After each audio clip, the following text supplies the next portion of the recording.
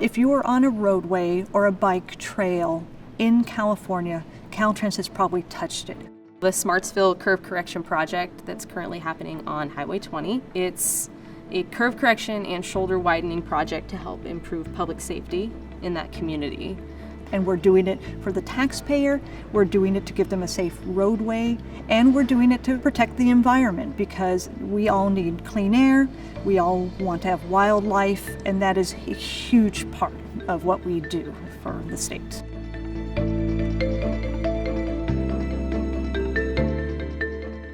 I've been at Caltrans for about 5.5 years now. When I tell people that I'm an archaeologist, they immediately say, "Oh, that's really cool." And then I say I work for Caltrans, and then they kind of give me this confused look like, they have archaeologists? Our number one thing we want to do in environmental is to avoid resources. We do not want to impact, but if we do impact resources, we do the best to minimize. For biologies that are going to affect fish or frog, for cultural resources that are going to affect archaeological sites or built environment. It's really cool to watch a project from beginning to end and be a part of that process.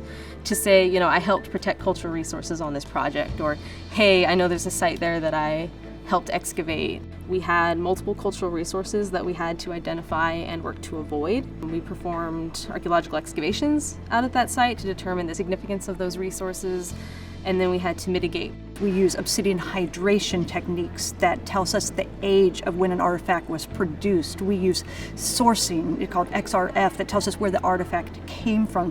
We utilize starch grain technologies to tell what kind of plants were used with artifacts. To be able to bring on new staff that are fresh out of college, that are from other agencies, that have different perspectives, that allows us to take on these new challenges with a fresh set of eyes, that allows us to adapt because we have the strength of diversity at Caltrans. That larger perspective about how not only Caltrans works, but how the laws work in general is so helpful for when you go back to your specialty and how you're going to produce your work, and what you need to do to make sure we're compliant with the larger umbrella of NEPA or CEQA. It's difficult to find a permanent position in the world of archaeology, and so it's nice to have the permanent stability of this job. It never gets boring. There's always a new project. There's always something that makes you think, that gets you outside your comfort zone and your box, that it keeps you growing as a professional as well.